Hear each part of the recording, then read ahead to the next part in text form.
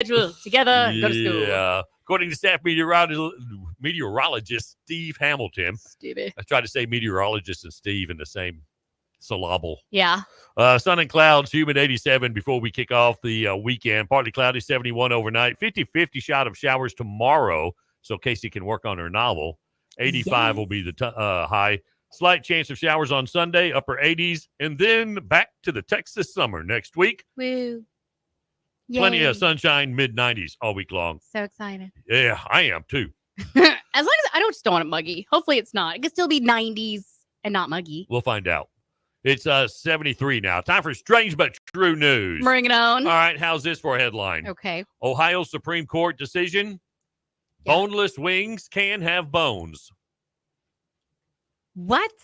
Yeah, that was a serious enough to go to the Ohio Supreme Court. Supreme Court. Yeah. Boneless chicken wings can have bones. Now, consumers cannot expect boneless chicken wings to actually be free of bones. A divided Ohio Supreme Court ruled on Thursday, rejecting claims by a restaurant patron who suffered serious medical complications from getting a bone stuck in his throat. Well, boneless means no bones. Yeah, it's just a phrase we never pay attention to. Michael Berkheimer is his name. He was dining with his wife and friends at a wing joint in Hamilton, Ohio, and had ordered the usual boneless wings with Parmesan garlic sauce when he felt a bite-sized piece of meat go down the wrong way. 3 days later, feverish and unable to keep food down, Berkheimer went to the emergency room where a doctor discovered a long, thin bone that had torn his esophagus. Ouch. And caused an infection. Now, Berkheimer sued the restaurant, Wings on Brookwood, saying that the restaurant failed to warn him so that the so-called boneless wings, which are, of course, nuggets of boneless, skinless breast meat, could contain bones. They failed to tell him that it could contain bones. Well, they told you it didn't. Boneless. Yeah. Well, the suit also named the supplier and the farm that produced the chicken. What? How do they know which chicken it was? Well, that was Lucy. Yeah. The chicken was also named in the suit. Never showed up, though, claiming all were negligent. In a 4-3 ruling, the Supreme Court said Thursday that boneless wings refers to a cooking style and that Berkheimer should have been on guard against bones since it's common knowledge that chickens have, well, bones. Yeah. The high court sided with the lower courts that had dismissed Berkheimer's suit. Now he goes home with his head hung low. Still broke. Yeah. Name the place that the chicken came from. Bring me that and chicken. The chicken. All right, the phony organization, civilian army employee Janet Yamanaka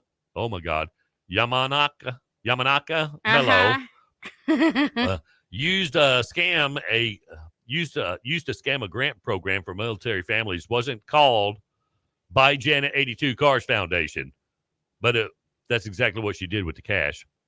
Mello, 57 years old, has been sentenced to 15 years in prison for stealing $109 million from the grant program between 2016 and 2023.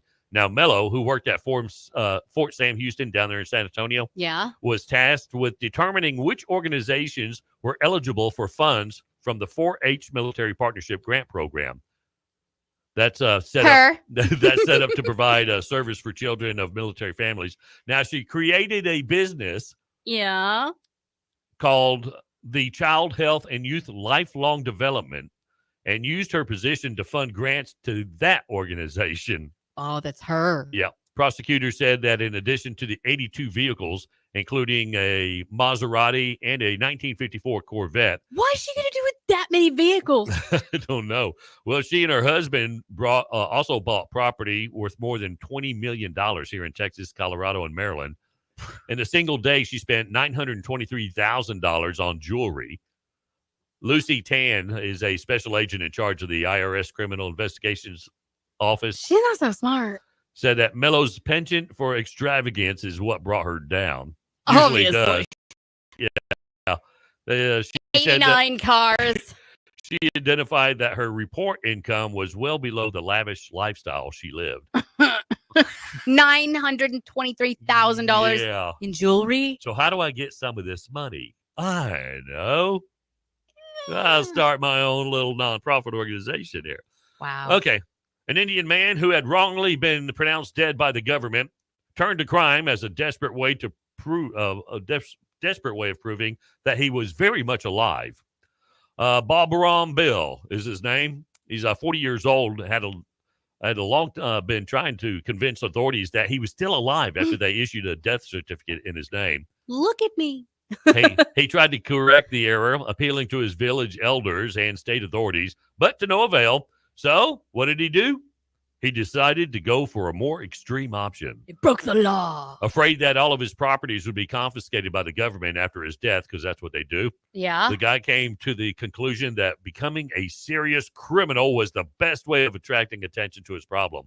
Well, maybe it was. That's what he did. On July 19th, he grabbed a knife and a petrol bottle and began terrorizing a local school. Well, okay, that's a way just to get yourself Yeah. killed. No. That's it. Yeah. Good. After entering the school, he injured 2 teachers as well as a parent.